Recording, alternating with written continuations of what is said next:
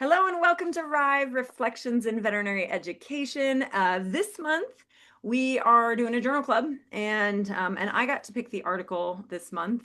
And apologies to the team because I didn't give you all much prep time to read it. But the article that we're going to discuss is from the Journal of Veterinary Medical Education, just like a very recent episode, like what is it, January, February? Actually, February, I think it might be. Anyway, very recent. It's students' reports of challenges, experiences, and perceptions of equity, diversity, and inclusion at veterinary colleges in Canada and the United States.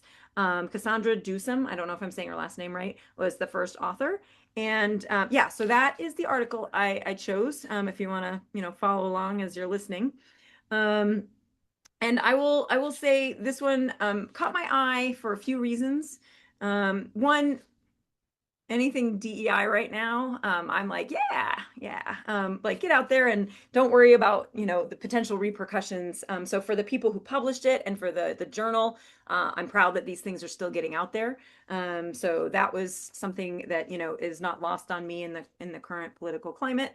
And so I'm always really excited when, this shouldn't, but it feels a little bit like taking a stand just publishing something like this. And so anyway, that's one of the reasons. I will say I have a teeny tiny beef that they reordered it as EDI.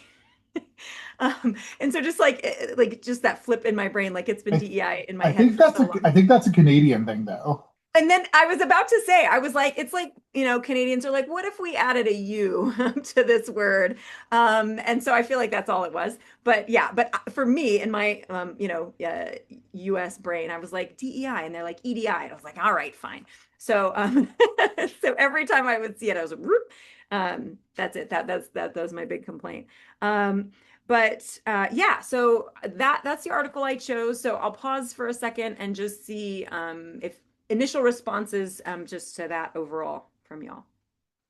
I was really excited to see it. I was surprised that this hadn't been done before because I was like, this is great.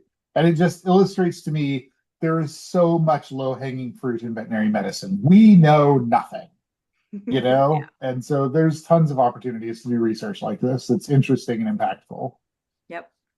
So I was glad to see it, but I will actually say that it was I've seen a lot of other studies that are very similar to this, and specifically in veterinary medicine. So it actually wasn't as new to me as maybe potentially it was to you and Eric. Um, and I mean, I have to say personally, I was a little bit disappointed in the paper, just Okay. from sort of their methodology. From I've just learned a little bit more about biostatistics and parametric and non-parametric and how you're supposed to use them and when. And so I had some concerns about their methodology. But I also just didn't learn anything new from it. And I don't know if that's because I've done extensive reading in other areas for other reasons, or if maybe I'm just not reading it correctly. But I was very glad that it was published because I agree with you, Bobby. I think anything and anyone who's willing to kind of continue the conversation Yeah. and not try to hide it under language that obscures what it really is very important in this day Yeah. and age. Well, and I think that's a really good point. I think there are other studies out here similar to this, but not that I'm aware of the same population. Looking we've definitely seen them out of the UK and maybe an individual school, but like this was certainly a little bit broader swath than I think that we've seen before. Which I think you probably have a point that they could have emphasized that a bit more. That like how is this a little bit different than what some of the other studies show? I do think the results are largely consistent with what a lot of the other studies have shown. However, there is power in repetition, right? I think especially for something like this, I think there is power. I always feel really, I think about the times when I've like thought about this is more from classical like clinical sciences research where you like trying to figure out where you're going to publish a study and you see a journal's website and they're like, yeah, we're really not interested in studies that are repeating studies that have been done elsewhere. And you're like, isn't that the number one basis of good science? And so I actually do, I think having, more of this, like if there's only one paper out there in veterinary medicine about this, that's not enough. So I'm okay with that. But I agree there wasn't necessarily any dramatic new themes. And I have some thoughts that you are going to like Catherine, about where I think we need to go next, or what I was thinking about specifically with methodology in this paper. But okay, well, let's get into it. I don't know that I necessarily was planning on spending a ton of time on the introduction, because I feel like, I think this group and probably our listeners, because we've talked about this a little bit on the program before, but I think we understand the lack of diversity, I guess I would say, or lack of certainly ethnic and racial diversity in veterinary medicine. We are a predominantly white and female profession, and that we need to see changes. So, I mean, that's anything else from the introduction that you think is really important that we highlight?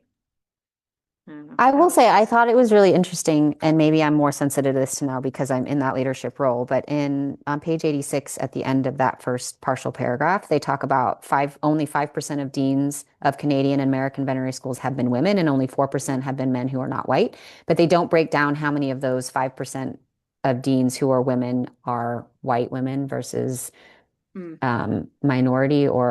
or other than white. And I would have been interested to know that. I know there have been several Black veterinary female deans. Well, Mm, at least there's been one that I know of.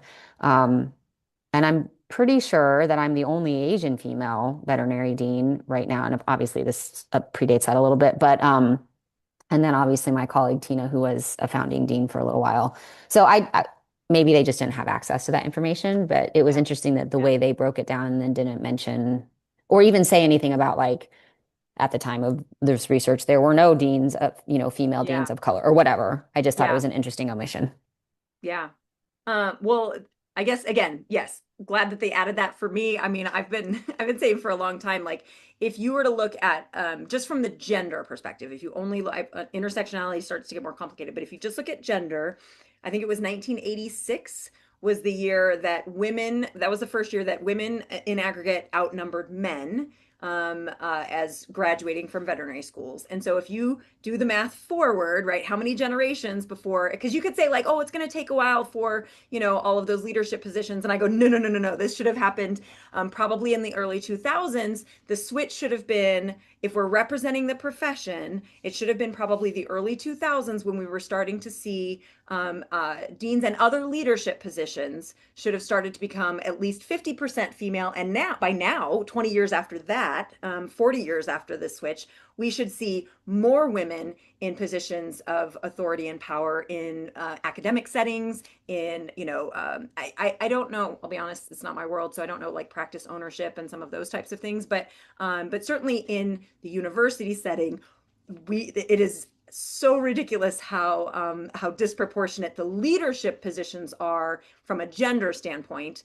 And I think I have no reason to believe that the representation of leadership, if you look at the other intersections of race and class and things like that, that would also still be a problem. It would be hard to probably pull many conclusions because the numbers would be so tiny. You're like, there is one, or there is one, there is one. But certainly from a gender standpoint. So I saw that and I mean, I rolled my eyes, but it wasn't a surprise because I mean, I did my own little like I did not a Google search, but I went to the different vet schools and looked at leadership, and I was like, well, that ain't matching up to where the generation should have folded in. So yeah, also not I new, but remember also in vet school in the late 90s, we had a female surgery professor who was keen to be the first female dean, basically. And it was tough going for her, trying to break into that. And so, yeah, thinking about that generation, lag, it was just interesting to have that perspective then and to look back now and be like, oh man, we haven't moved very much in 30 years. nope. Yeah, it's kind of sad. And I would say just from an EDI or DEI perspective, however you want to put it out there, that, that's also frustrating for those individuals with such a small population because, I mean, we could probably have a whole conversation about this, but I mean, just from my own experience, for example, being on faculty at multiple programs, they send out these anonymous surveys that collect all of this demographic data.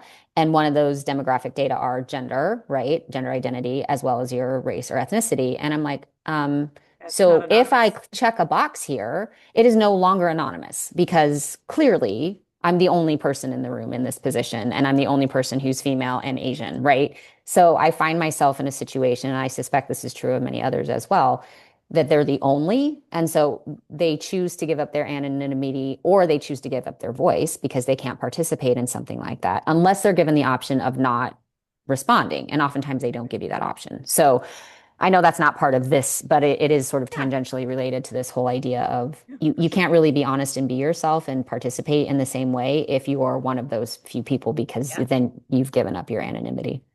yeah. No, it's a really important point. That and it's another one of the reasons that we don't talk about like why representation matters. But it's more than just like I need a representative, right? Like it needs to be representative on a broader scale in order to start being impactful. And but it's also why I think a lot of the change is hard, right? Like if you talk to, I'll talk to Black students as, and have you thought about, a career in university setting academia? No, I don't want to go be like that. That is really hard. And so you hear that, I hear that, and I like even more admiration and respect for the handful of people who do choose to take that on. Because like you said, Eric, being the person to try to push against that glass ceiling that's not a fun place to be. It doesn't sound like a fun place to be. So grateful for the people who have taken those strides, Catherine. So okay, any other comments on like the intro? Anything else that stuck out? All right. So for the methods, so this was a survey study, right? And they are surveying veterinary students in the United States and Canada. And so I wanted to just kind of chat about their sampling, like how they approach that. So they aim to recruit students from some veterinary schools. And so they have 5 veterinary schools from Canada, which is all of the veterinary schools in Canada. And then I don't believe they said this specifically, but in my head, I just assumed then they said, okay, then let's also pick 5 from the United States. And then from there, they stratified the schools based on data they had from AVMC about the demographics, the racial demographics of the schools, and then sort of stratified them based on how many underrepresented minorities were at those schools, and then selected randomly within those strata, selected a school to sort of represent, kind of the breadth of distribution of, yeah, I don't know. And then in Canada, I guess they're not allowed to report on that data or something about that. They did not have access to demographic data from, or at least racial demographic data from the Canadian schools. So they were like, well, we're just including all 5. So thoughts on that selection process? I thought about it when I was reading this. I mean, I think it's a very minor quibble, but obviously it's the different sampling, right? You have 100% of schools of one country and a fraction of the schools from another country. I understand it from a practical standpoint, and I think from a considering the limitation of not wanting or being able to get access to all the US colleges, I think it's a reasonable approach to Yeah, limit their sampling. But obviously, it's going to give slightly different data. But yeah, is that meaningfully different data? I doubt it. yeah. But you don't know. Yeah, I agree. I mean, I think they worked really hard to justify it and probably at some level did justify it because I agree, like 100% from one country and I don't know, whatever that is, 8% or what, Yeah. 10% or whatever from another country. Um, so what I found more frustrating for me was that they did a decent job of explaining study design and questionnaire design, but they didn't talk about their analytic selections, their why they chose to do parametric and justify parametric statistics, for example. They just sort of talk about it later on in the paper that they applied these specific tests. And so I'm sure we'll get into that further, but I was a little get confused about why in the methods they didn't talk about their statistical analysis because it seemed to me Yeah. like that was probably pertinent to, Mhm. understanding some of the other things that were going to happen later. Yeah. I guess my quibble was just like why couldn't they survey students from, because again, it wasn't 100% of students, but it was 100% of schools would be used to recruit students, right? And then they Right. got a percent of, it was volunteer based from there. But so I was like, well, why couldn't you just send the survey? Like it's in the electronic age, like you're going to email it. Like I don't know why they couldn't just send the email and you would have a greater proportion, like you would have a greater N of results from US schools, but you also have more US schools. And so Right. I guess I wasn't clear why they limited it to 5 schools in the US. That was the part that So I I was confused I by. will say, and I'm not sure if they encounter this, but having done many multi-institutional survey studies, often the IRB requirements differ. Fair. So That's a fair point. some That could have been institutions are it. like your host school IRB Yeah. is fine. Some are like we need you to put in at least like a request. Some you need a full IRB to Yeah. distribute here. And So that would have that's been resonated with my me. If experience. they had been like, this is convenient sampling because we could get Yeah. IRB approval Yeah, from yeah, your yeah. schools, I would have been okay. But that's not what they said. They said that we Right. That's fair. stratified it. So, Yeah. Yeah. Also, and maybe it was just like it's going to be a pain in the butt. But that's not what they said. right, agreed. And then I would also say, I mean, one of the authors does work for AAVMC. So that individual does have access to at least the academic associate dean's emails and Yeah. could send it through the approval process and say, is this okay for us to send out? And then have the Yeah. academic deans make that decision. So yeah, I mean, I think it was Again, interesting. it's at the end of the day probably a minor quibble, but Well, thinking I about mean, maybe from not. methodology standpoint, like the more the I don't know, the more data points you have, and then once you have the data, like it's just going to be like it's all going to be done via computer. So whether you have 300 respondents or 3,000, I'm not sure it makes a big difference from a processing standpoint. But it Um, could make a difference in terms of the statistical methods that they chose and whether they yes, were appropriate or not. And so yes, if they did have 3,000, the statistical methods that they chose might have been more appropriate and yeah, right. So yeah, I don't know that it's necessarily a minor quibble. Obviously, it was enough to get through peer review and get published, which yeah. may or may not be a very high bar depending on your Well, what I perspective. mean by minor But quibble, I guess, is it's a choice they made. I would have preferred a little bit more explanation for why. There wasn't really sure. an a priori reason to go this route. And so Mhm. that's where I was like, it would have been nice. So if I'm going to repeat something, right, which is I think is important, knowing how you chose this or why, either I would like this, here's how I would do it differently, or if I'm going to repeat it, like understanding that methods I think would have helped. But anyway, Sure. um, I did appreciate that they tried to stratify the Americans or the US schools so that they could make sure that there was. So I thought that was a good use of stratification. So when you're trying to say, hey, I can't sample everybody, here's how I'm going to make sure I'm getting something representative. So I did appreciate that from a methodology standpoint. I just thought they could have just asked everybody, but that Sure. might have been logistically not possible. Um, Well, I so have two studies that are coming out that we asked everybody. So it is logistically possible. I know, I know.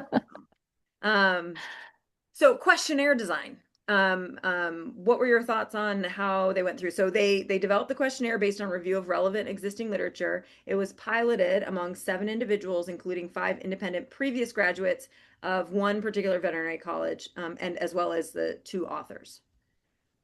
That was Thoughts on weird. what I was weird about it? just so I guess that 2 authors piloted it because Yeah, it's like, well, you guys are the authors. So, and they didn't indicate whether or not those authors had participated in creating the questionnaire, which I yeah, thought was weird. And I then agree. you only sent it to 5 students from all from the same institution. And I'm sure it was a convenience thing. They just knew these students and were like, I know you'll do it. But I don't really feel like it was a true pilot in that sense because it didn't really go out to people who maybe weren't familiar with you or your methods or whatever. So I I mean questionnaires are hard, period, no matter what you do, but I do think there could have been a better way to go about maybe vetting some of those questions. And I also thought that the questionnaire itself was a huge mix of different kinds of questions, and I was a little confused about that as well. I don't, did they actually include the questionnaire anywhere? I think I would have An liked to. overview of it. And Yeah, then, yeah, there I would have. was, now I can't remember if online there was access to it. No, I don't remember. I don't think there was. I'm mixing that Yeah, up. I would have liked to maybe see that questionnaire because it was such a mixture of Mhm. drop down list, multiple choice, 5 point liquor, open text. Like that's a lot, and I don't know how much of it was truly relevant to what they were trying to get at. So Yeah, I was. Yeah. Eric, what were your thoughts on the questionnaire design piece? I see so many questionnaires that are badly designed that I'm like, woohoo, you did the minimum. Good job. I'm happy. Yeah. Um, it was weird that they included the authors in the pilot because usually, if you're the designer, you're not part of the pilot group. I prefer for the pilot group to be the target audience, so I prefer for them to use students for that. I think five is a perfectly reasonable number. It depends a little bit on how they do their piloting, but the way I do piloting is I like sit down in a room, they have the survey, they read a question. What did you think of that question? How did it sound to you? Like it's very labor intensive if you do it right. If you just send it out to people and be like, "Hey, tell us what you think about this," that's like, yeah, all right, yeah. Yeah. Um, but I thought that that was, done reasonably well. I actually appreciated how they laid out the organization of the questionnaire. Obviously, we should have a copy of that, like it should be available online or something, the full thing. But the way that they laid it out was nice and is not something that I very commonly see with survey studies in that organization. I agree with Catherine. The range of questions and the focus of them, I think, reflects a common error that I see when I'm mentoring researchers, which is you want to know everything. And I'm like, you really got to focus up and just do one thing at a time. And I think when we get to the discussion, that'll be pretty obvious that it was a Yeah. little bit shotgunny.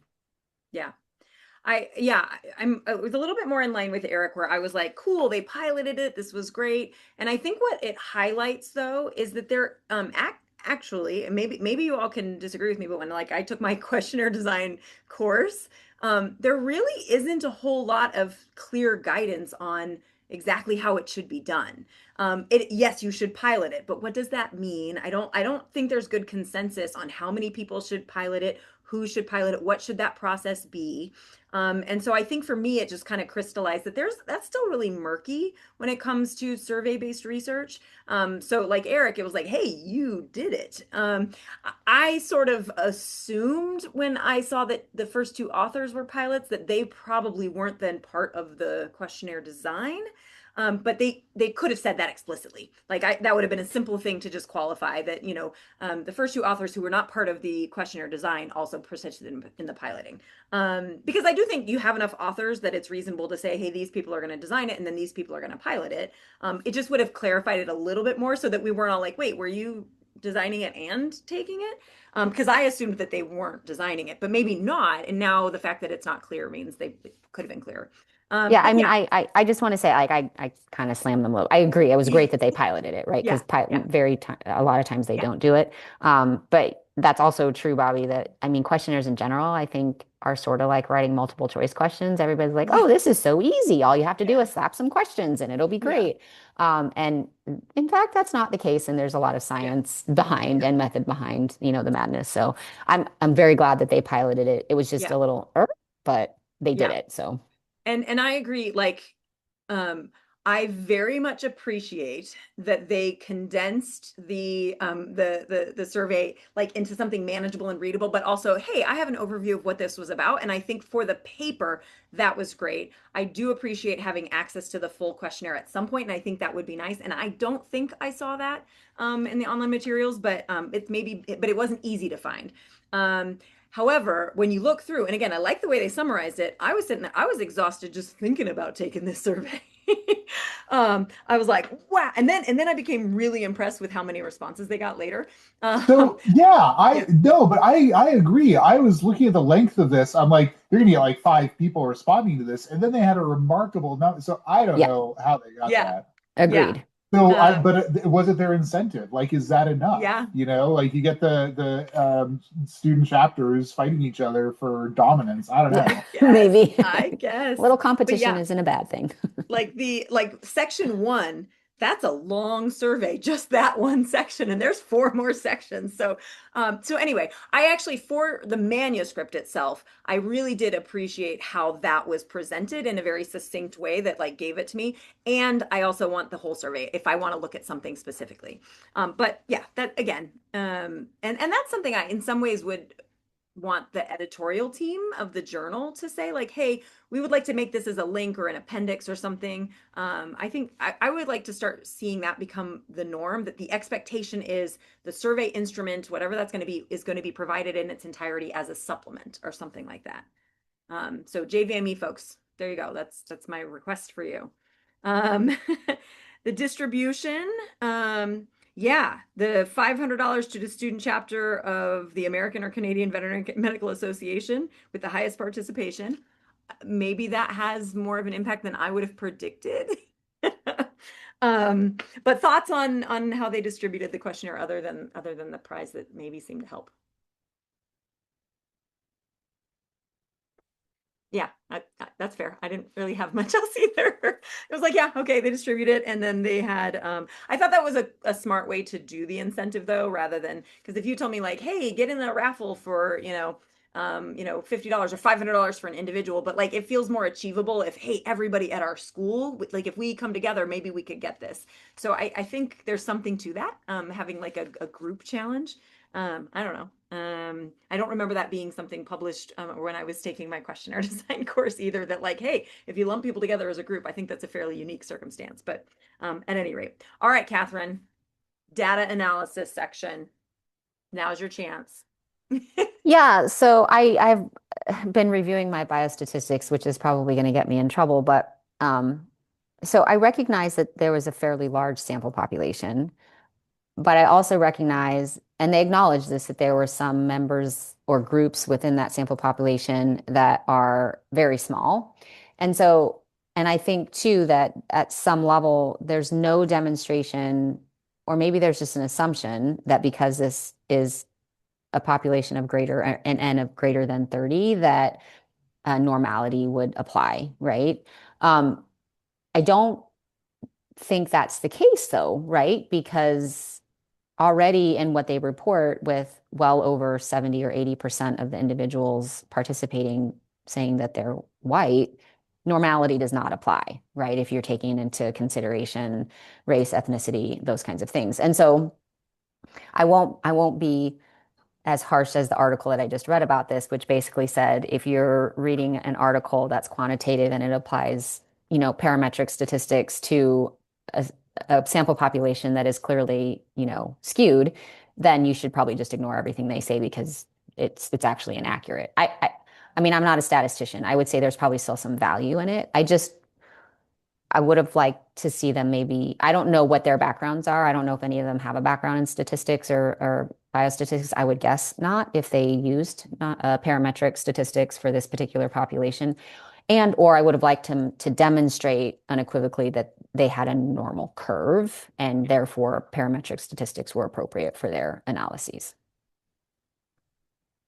That's that's all I have to say about that. Because there are good non-parametric statistics and tests that they could have done to make this maybe a little bit more accurate. Yeah. Eric, I think you know Yeah. more about statistics than I do. So Yeah, I mean you're not wrong. I think that when I've had data where I've run both parametric and non-parametric, is there sometimes a difference? Yes. Is that difference usually meaningful? Not often.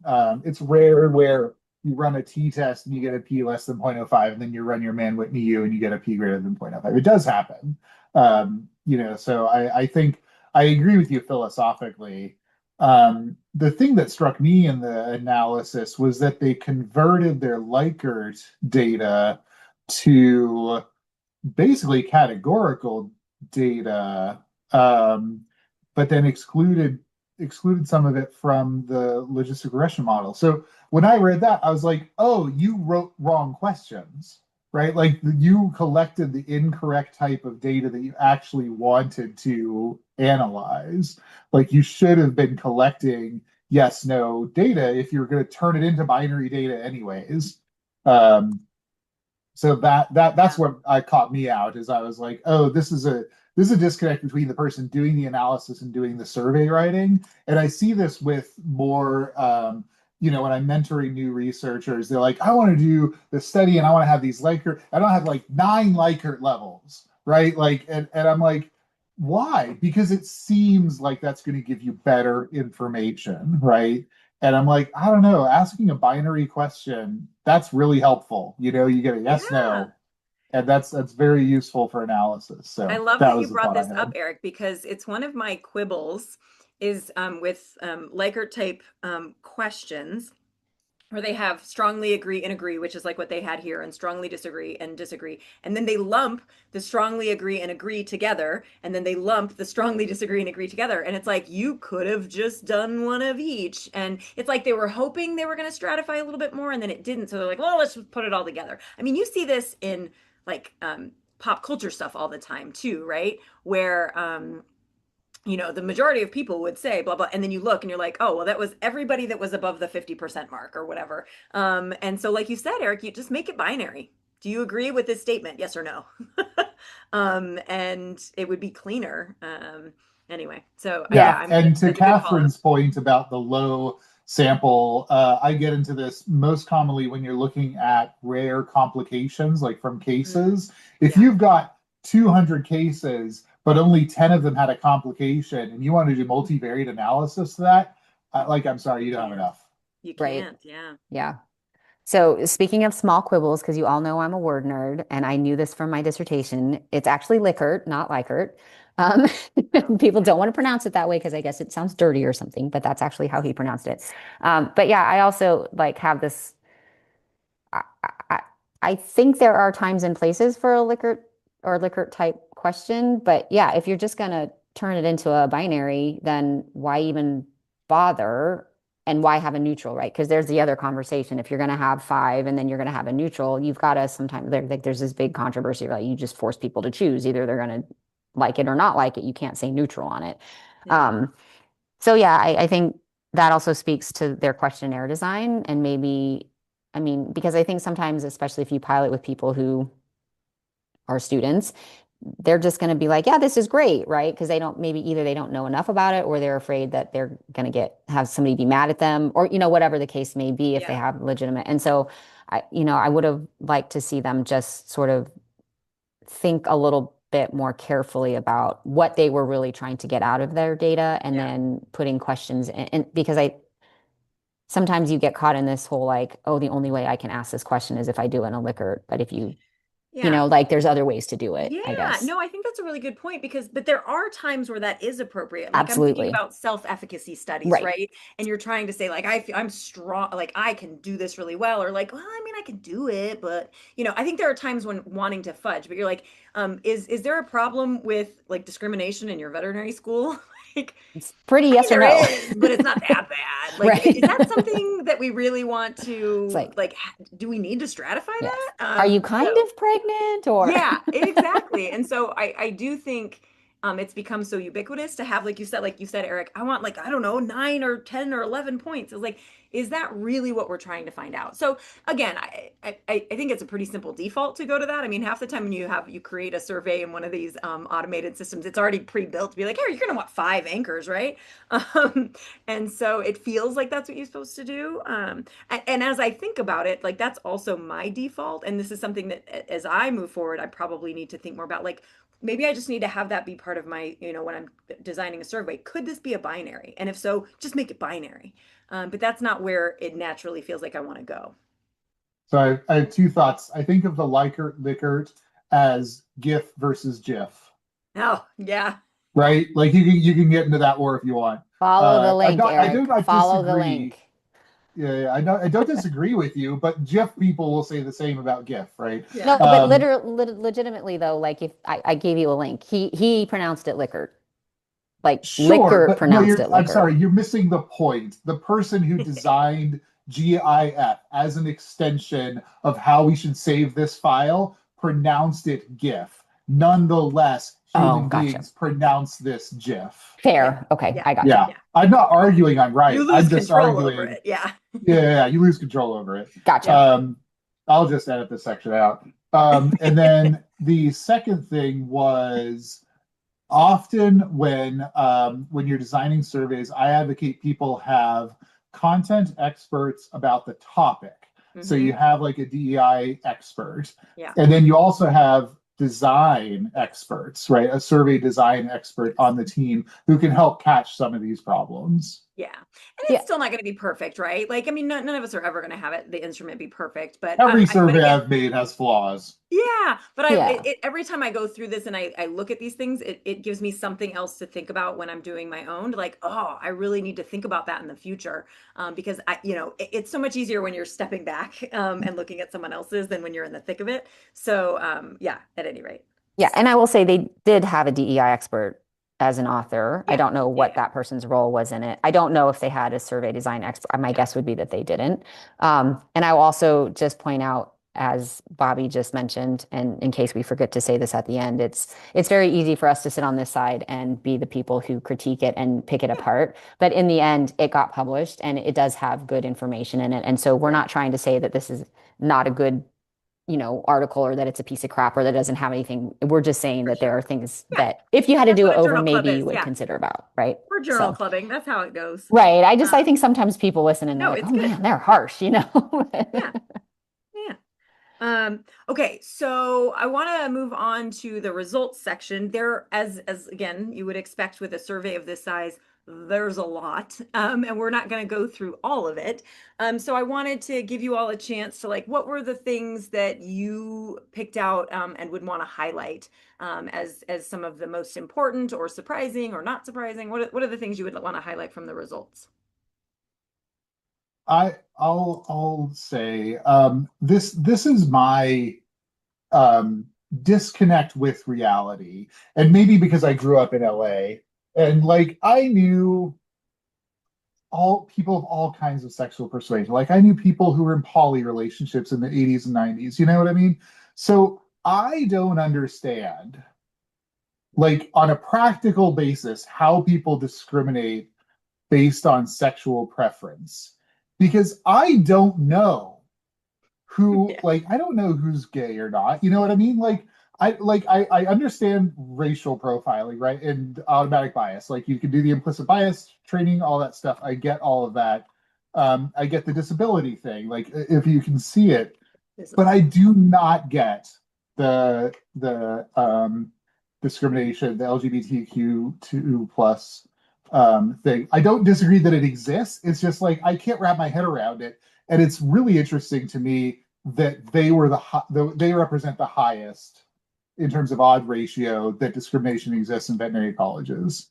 So that tells me that they're having an experience that's like consistent and bad, and like I'm like, but like what? Why How the does this hell? happen? Yeah. How does Yeah, this happen? Exactly. Yeah. that's a great point, Eric. I wonder if it is more about those individuals thinking that others are making assumptions about their gender identity and or sexuality versus them actually knowing, because I think back to sort of my own experiences, and I'm looking at, and we're all judging people, right? We don't want to outright admit that we're judging people, but everybody judges everybody. We judge ourselves and we're assessing them. And there are times when I have an interaction or I watch the way somebody gestures or talks and I'm like, I wonder if that person's gay, not because I think they're a terrible person, but it's like maybe there's a Maybe marker or thinking something about. like that. It's And like cultural. Yeah. yeah, so I wonder if that's maybe a perception. And I I think the other, also, oh, no, go ahead. go ahead. I was Well, I just was going to gonna, say, yeah, one of the other things that I wonder about is if some of that is a societal influence and that they have been influenced to believe that because they are part of this, again, 100% agree that it happens. I'm not here to say it does not happen or it's illegitimate, but I do think that there is some sort of societal effects on people that the assumption is that because I am one way, this is how I'm going to be treated, even if they haven't personally experienced that. The stress of it, the anxiety of it, the anticipation that it might happen one day because it's happened to other people or they've seen it happen, I think could certainly color that perception. I think that's a little bit more where I was going with this, where, as an individual, if you are gender nonconforming or if you are homosexual, somewhere on the queer, right? Okay, so if that's where you fall, even if outwardly folks don't know, but you're hearing people talk in a derogatory way, right? Even if it's not directed at you, but it's directed at your community, you're going to feel that. And so, so Eric, you might not even realize that this person is gay, but they're hearing somebody else make a joke, and they're internalizing that. They might not say anything. You're like, you're oblivious. I have no idea what's going on. They're not. They're Right. very much aware of what is happening. And so I think it doesn't necessarily have to be directed at them personally for them to experience it. And so I get what you're saying. Like, you can't see what my, my sexual preference is just by looking at me, I don't think. And people have gotten it wrong before, for what it's worth. Yeah, yeah, But absolutely. but I think it doesn't have to be directed at you personally to still be harmed by, somebody else who is going to make, an off-color joke or something like that. And I think that can also happen in racial situations, Oh ethnic yeah. situations, religious situations, right? So, and as you kind of hinted at earlier, if you have an invisible disability and somebody's making a joke, like you might feel that even though it's not directed at you. So I do think you are correct, Eric, that those people might not necessarily always be personally experiencing that direct persecution. And I think they can still recognize harms, either on a systemic level or kind of tangentially. Thank you. That is helpful. That helps me understand my world better. I love I that. think that's a really eloquent explanation because I'm like, yeah, she's absolutely right. As women, we experience that. And even though people can view us as women, they say things that they maybe think don't affect us, but they do. So, Yeah. and honestly, that happens to all. I mean, Yeah. I remember telling Everybody. Polish jokes when I was a kid because I thought they were funny and I didn't realize that they were actually harmful, so I Yeah. didn't know if any of the people I were telling jokes to was Polish or not because they wouldn't have spoken up and said that. So, Yeah. Yeah. Could Yeah, you tell? and Yeah, like, exactly. we could do a man look at things, like Yeah. that there are all kinds of Yep. things, right. Yeah. yeah, It happens Yeah. for all the everyone. time. So, and things change. And so that's, at any rate, that's one of the ways that might manifest. Um, we're coming up on time, and Yeah. so I what I wanted to express, and Catherine, you already hinted at this a little bit at the beginning.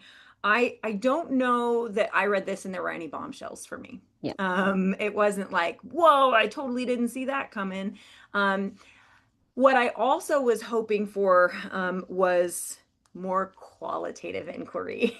And this is where I thought Catherine might be happy. Is I'm getting more and more like, I want to hear people's stories. Like, why was there a difference between people's perceptions of whether or not there's discrimination at their college versus in the workplace? Like, what specifically is happening where your expectations are different for one or the other? And it was also different between folks from underrepresented groups versus not.